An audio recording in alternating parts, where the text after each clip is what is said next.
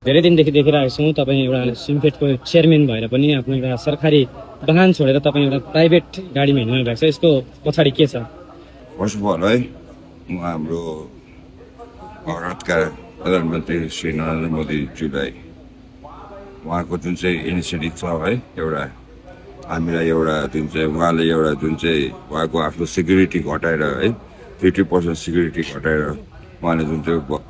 गाडीहरूमा यो तेलको जुन चाहिँ हाम्रो फ्युल छ डिजल पेट्रोलहरू बचाउनु लागि उहाँले यो वाहनहरू हटाएर र हाम्रो उहाँको डाइरेक्सनमा र हाम्रो है हाम्रो सिक्किम सरकारका सम्माननीय मुख्यमन्त्री श्रीमान PS गोले साहबको उहाँले जुन हामीलाई है एउटा निर्देशन आदेश दिएको छ कि हामी पनि एउटा स्याटरडे सन्डे एउटा गभर्मेन्ट गाडीमा नहिँडेर है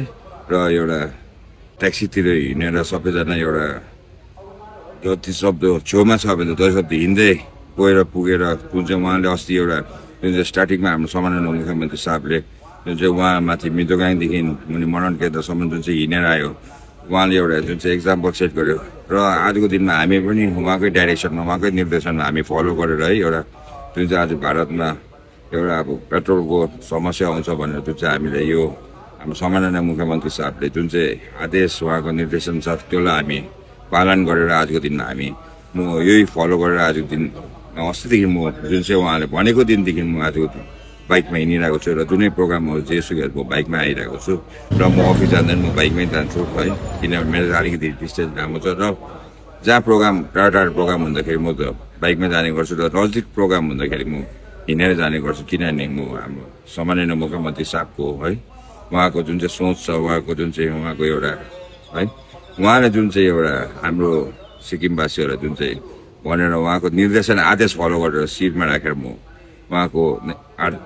उहाँले भनेको हामी सबैजना एउटा मानेर है यसरी चल्यो भने चाहिँ धेरै राम्रो हुन्छ जस्तो लाग्छ र सबैजना हामी फलो गरौँ उहाँले निर्देशन उहाँले जुन चाहिँ आदेश दिएको छ त्यो फलो उहाँले भनेको हामी शिर उपर राखेर फलो गरिरहेको छ र त्यही पालन गरेको मैले पनि र म त्यही कारण बाइकमा हिँडेको। मलाई एउटा प्रश्न हामीले देखिरहेका हुन्छौँ प्रायः जस्तो युवाहरू भाइ बहिनीहरू जस्तै प्राइभेट गाडी लिएर रेस राइडिङ गरिरहेका हुन्छन् कति कुरामा उनीहरूले अनावश्यक कुरामा बाइकहरू राइड गरिरहेका हुन्छन् उहाँहरूलाई के मेसेज दिन चाहनुहुन्छ तपाईँ? म उहाँहरूलाई यति भन्न चाहन्छु कि है हाम्रो जुन चाहिँ भाइ बहिनीहरू छ है तपाईँहरू सबैजना सेफ ड्राइभ गरिदिनुहोस् है एउटा हाम्रो हेर्नुहोस् लाइफ राम्रो छ रमाइलो छ एउटा सिक्किममा जन्मिनु हामी त एउटा भाग्यमान ठान्नुपर्छ किनभने आजको दिनमा हाम्रो जुन चाहिँ गाइडेन्स छ हाम्रो सम्माननीय मुख्यमन्त्री श्रीमान PS गोले साहब उहाँ त युवाहरूको लागि है